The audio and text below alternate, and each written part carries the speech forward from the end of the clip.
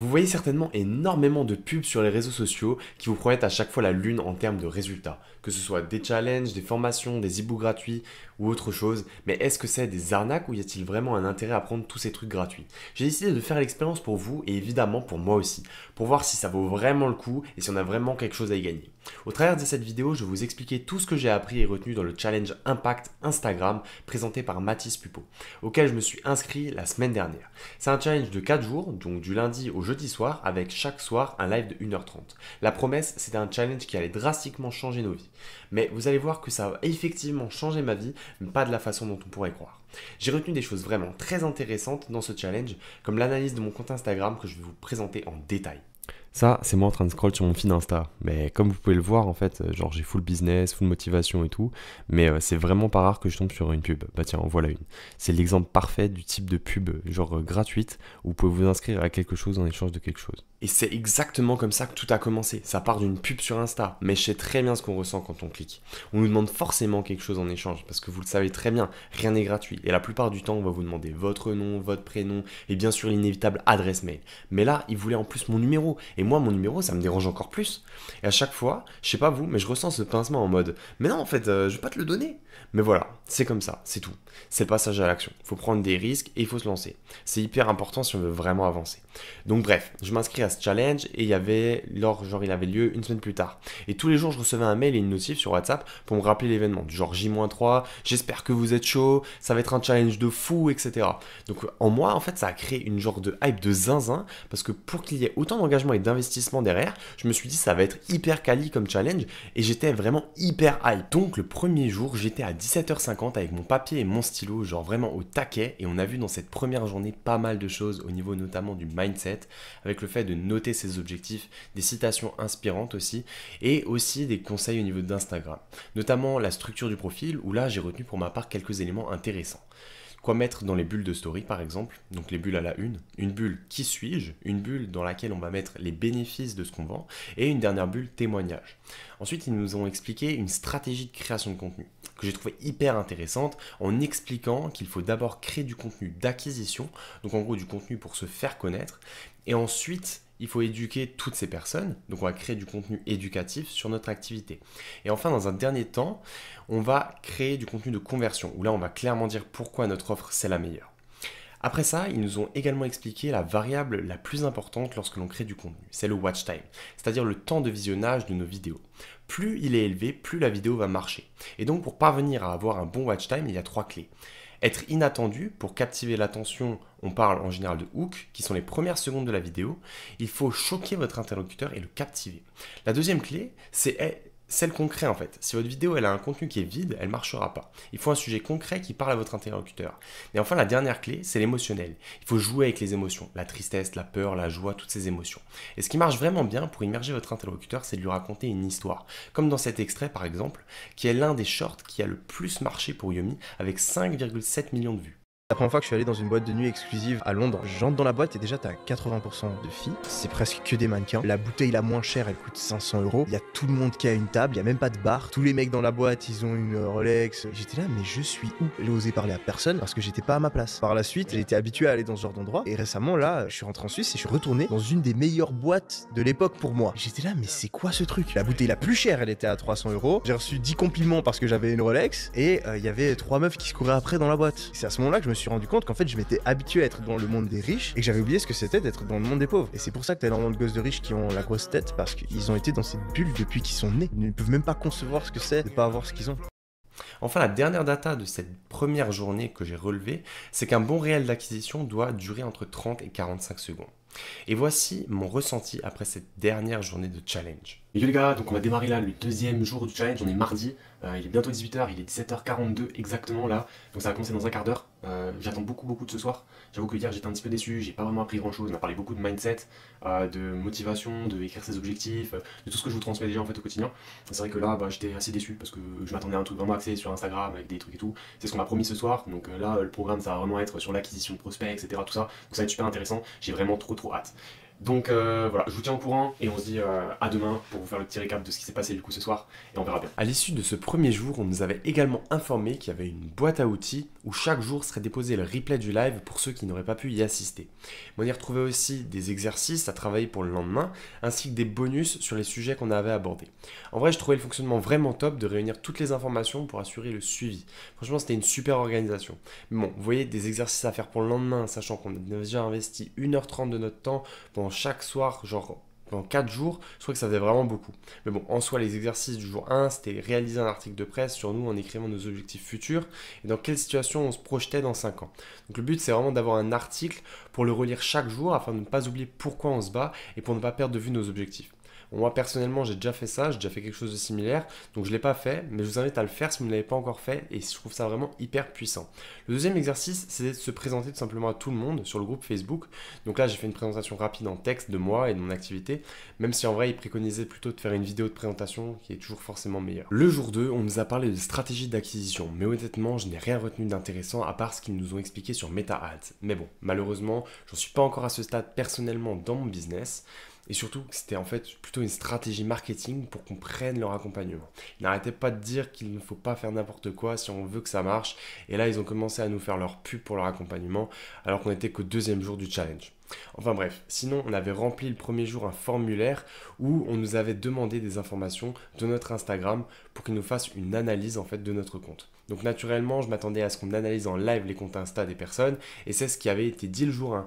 Mais là, on m'annonce que ça se fera le lendemain, donc le jour 3. Donc bon, gros somme, ce jour 2, il était vraiment pourri et je me demandais vraiment si ça valait le coup en fait de continuer. Mais bon, vous commencez à me connaître maintenant et je me suis dit qu'il fallait que j'aille au bout et il fallait surtout que je vois en fait s'ils allaient me faire cette analyse ou non. Sandrine s'est occupée de nous le troisième jour pour nous parler de la vente et là, honnêtement, c'était vraiment super intéressant. Elle nous a rappelé ce que Mathis nous avait expliqué avec le triangle d'or qui en gros explique les 3 points les plus importants pour avoir un business qui tient la route. Et c'est le positionnement, l'offre et l'avatar.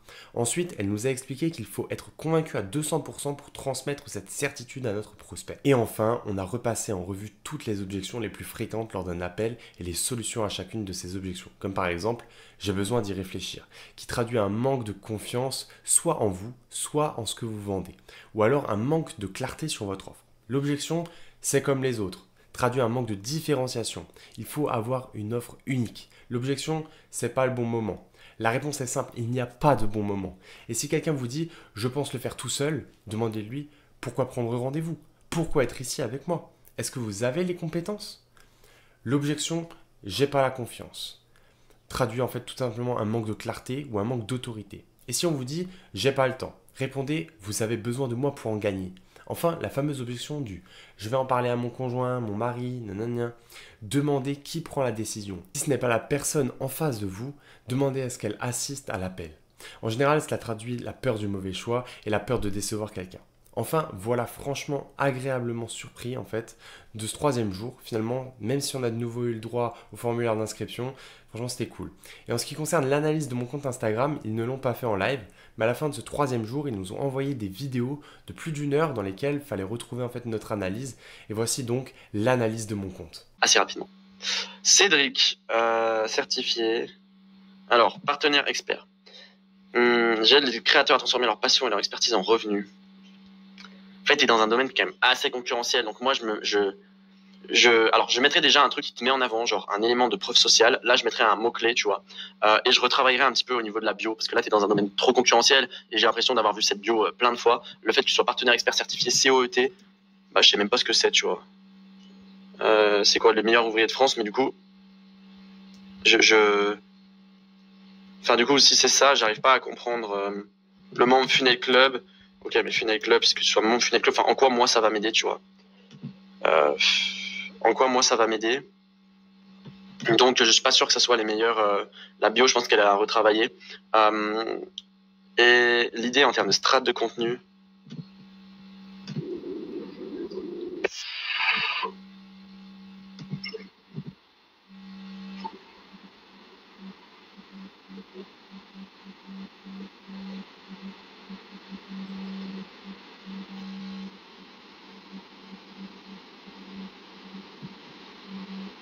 Ok, Ok, bon, il y a quand même des choses assez intéressantes, mais il va falloir retravailler quand même pas mal de points parce que l'idée, c'est que tu es dans un marché assez concurrentiel et des gens qui font le type de contenu que tu fais, il y en a énormément. Donc, l'un des points sur lequel il va falloir que tu te différencies vraiment, ça va être sur le personal branding. Jouer beaucoup sur ton personal branding pour faire en sorte et réussir à attirer des gens sur ta page Instagram et surtout avoir des gens un petit peu fans de toi. Ça, c'est un truc qui marche assez bien.